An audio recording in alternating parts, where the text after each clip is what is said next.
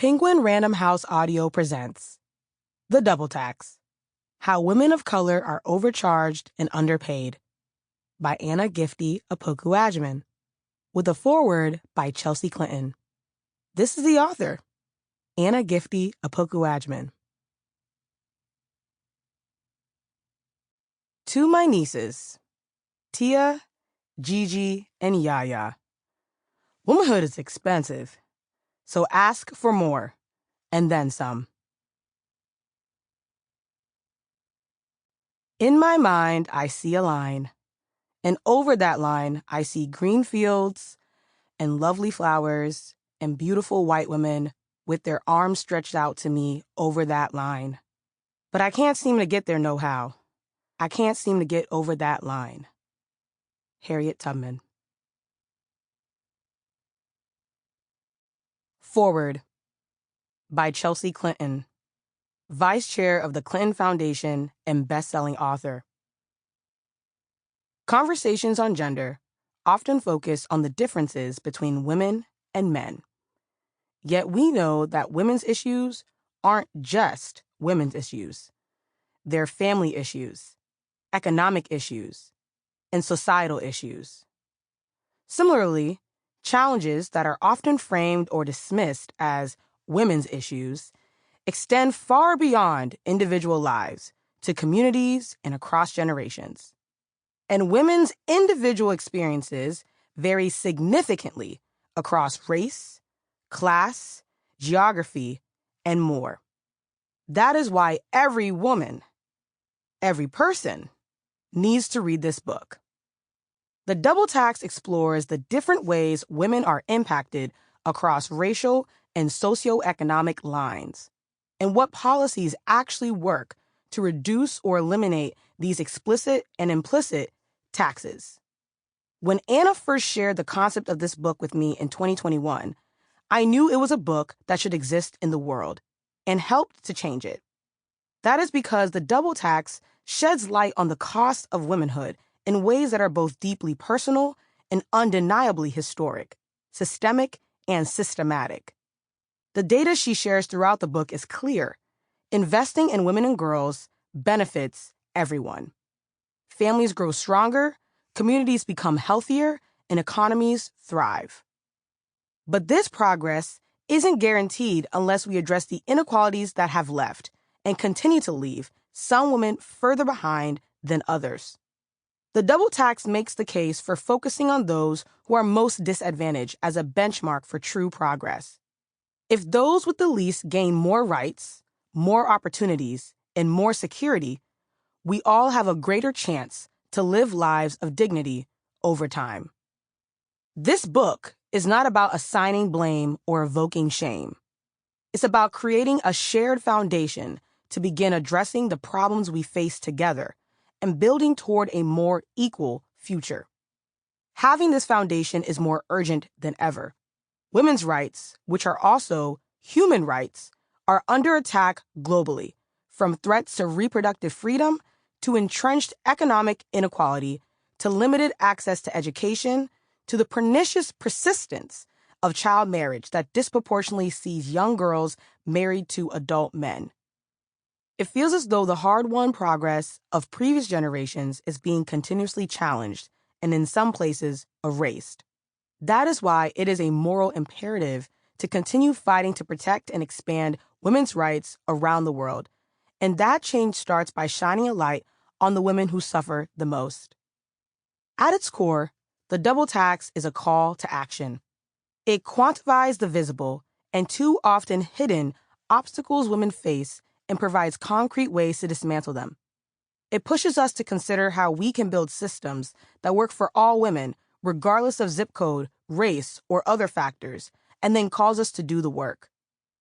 While this book is about women, it's a book for anyone who believes that women and girls are human beings deserving of equal rights, dignity, and opportunity. It's for those who recognize the challenges women face and are ready to be part of the solution. It's also for women and girls who may feel disillusioned and are searching for productive ways to channel their frustrations and their hopes. Ultimately, optimism is a choice. To believe that our energy, work, and dreams can create a better world tomorrow than today, we must choose to believe that better is possible in the first place. Many of the people I most admire are the women who were stubbornly optimistic that they could change the world, even when there were no role models that looked like them and plenty of people telling them to sit down, sit back, or be quiet. Anna fiercely believes that women can and will be catalysts for positive change, and this book proves her right. I'm grateful that she, like countless women worldwide, continues to keep hope alive. Introduction.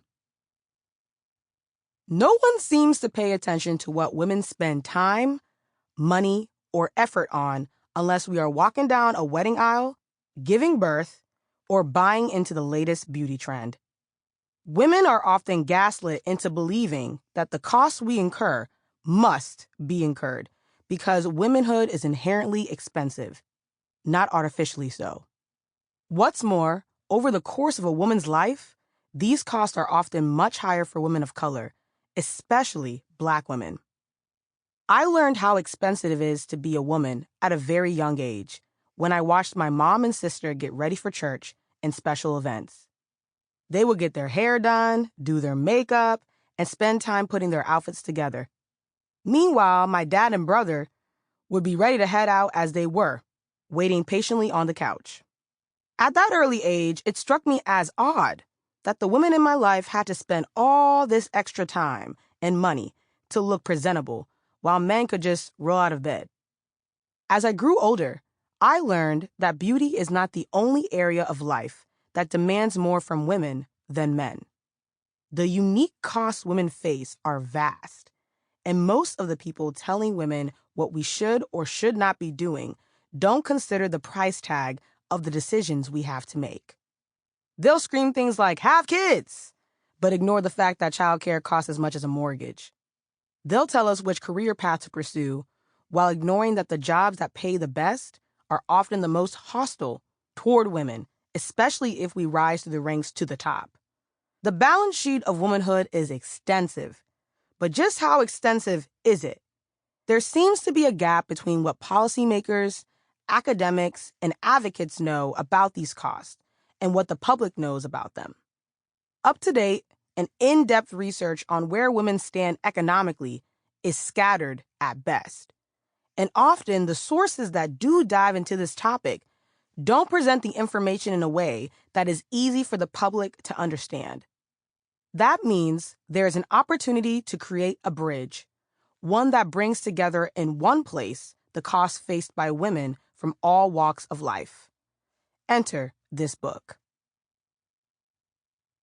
Women currently make up more than 40% of the global workforce and nearly half of the world's university students. In the U.S., women are the majority of the population and the voting electorate. We are expected to outspend men as consumers by 2028 and make up the majority of those over the age of 65 in the U.S. We play a critical role in society and the economy, yet globally, women are more likely to be underpaid or not paid at all, subjected to violence at work and at home, living in areas vulnerable to climate crises, and lacking access to bank accounts.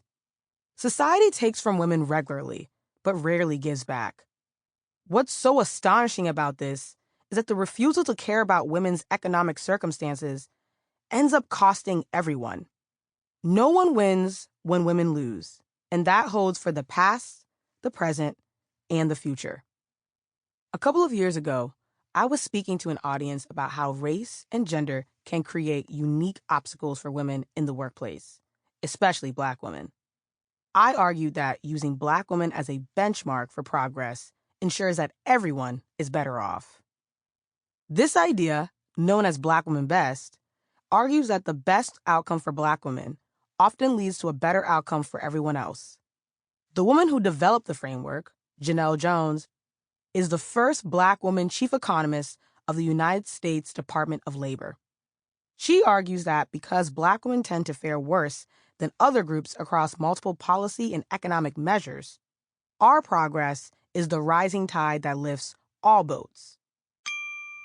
Sample complete. Ready to continue?